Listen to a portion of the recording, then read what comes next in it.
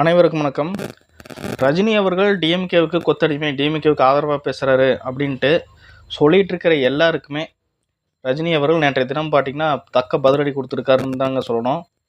ஏன்னா துரந்தர் 2 திரைப்படத்தை வந்து மேக்ஸிமம் இந்த டிஎம்கேவை சேர்ந்தவங்களும் சரி, அதுக்கப்புறம் பார்த்திங்கன்னா பிஜேபிக்கு எதிரானவங்களும் சரி, அதுக்கப்புறம் இந்த வேணுன்னே ஜாதி பிரச்சனை தூண்டணும் அப்படின்ட்டு இந்த அமீர் மாதிரியான ஆட்கள், இவங்க எல்லாருமே துரந்தர் 2 திரைப்படத்துக்கு எதிரான கருத்துக்களை பதிவு பண்ணிகிட்டு இருந்தாங்க.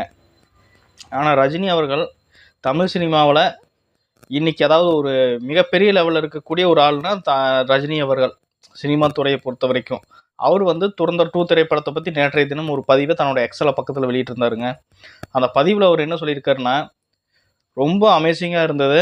இது வரைக்கும் இந்த மாதிரியான ஒரு திரைப்படத்தை நான் பார்த்ததெல்லாம் ரொம்ப ரொம்ப முக்கியமாக வாட்ச் பண்ண வேண்டிய ஒரு மூவி. ஒவ்வொரு இந்தியனும் கண்டிப்பாக பார்க்கப்பட வேண்டிய ஒரு மூவி. என்டையர் டீமுக்கு என்னோடய வாழ்த்துக்கள். அவ்வளோ சூப்பராக பண்ணியிருக்கீங்க. தேசப்பற்ற தூண்டக்கூடிய வகையில் பண்ணியிருக்கீங்க. ஜெய்ஹிந்த் அப்படின்ட்டு ரஜினி அவர்கள் தன்னோட எக்ஸல பக்கத்தில் ஒரு பதிவு வெளியிட்டாருங்க. வெளியிட்டதிலிருந்து எல்லாரும் கப்பு சுப்புன்னு ஆயிட்டானுங்க.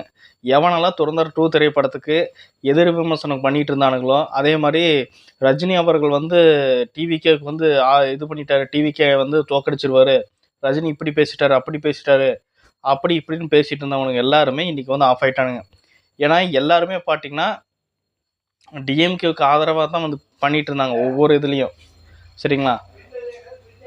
அதாவது இந்துத்துவத்தை வந்து முக்கியத்துவம் கொடுக்குறாங்க, பிஜேபி தூக்கி நிறுத்துகிற படம் அப்படி இப்படின்னு துரந்தர் 2 வந்து கடுமையாக விமர்சனம் பண்ணிட்டு இருந்த எல்லாருமே இந்த ரஜினி அவர்களுடைய இந்த ஒரு பதிவை பார்த்ததுமே அப்படியே சைலண்ட் ஆகிட்டானுங்க.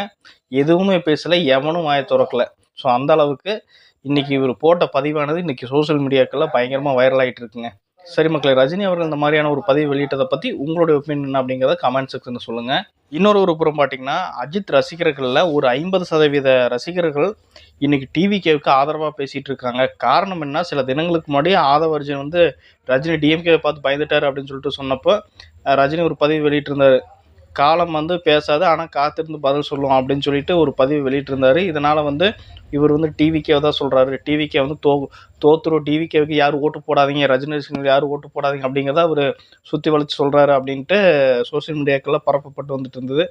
இந்த ஒரு நிலையில் பார்த்தீங்கன்னா டிவிகேவை இந்த ரஜினி அவர்களுடைய ரசிகர்களாகட்டும், என்டிகே ஆல்ரெடி அடிச்சுக்கிட்டு இருக்காங்க அவங்களும் ஆகட்டும், டிஎம்கே ஒரு பக்கம் இப்படி மாற்றி எல்லாரும் அடிக்க கடுப்பான அஜித் ரசிகர்கள், ஏட்டா ஒருத்தனை எத்தனை பேர் அடிப்பீங்களா?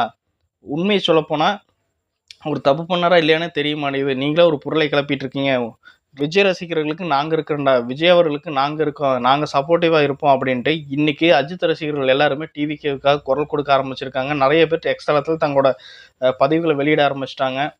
ரஜினி அவர்களோட இந்த பேச்சால் ரஜினி ரசிகர்களுடைய ஓட்டு வந்து டிவிகேவிலிருந்து பிரித்தாலும் இன்றைக்கி வந்து அஜித் ரசிகர்களோட பாதி ஓட்டு இப்போ டிவிகே விஜய் அவர்களுக்கு தான் அப்படிங்கிறது தெளிவாக தெரிஞ்சிருச்சு. சரி மக்களே, இந்த ஒரு சம்பவத்தை பற்றின உங்களுடைய ஒப்பீனியன் என்ன அப்படிங்கிறத கமெண்ட் செக்ஷன் சொல்லுங்கள். மறக்காமல் சப்ஸ்கிரைப் பண்ணுங்கள். நான் அடுத்த ஒரு டாபிக் சந்திக்கிறேன். நன்றி, வணக்கம்.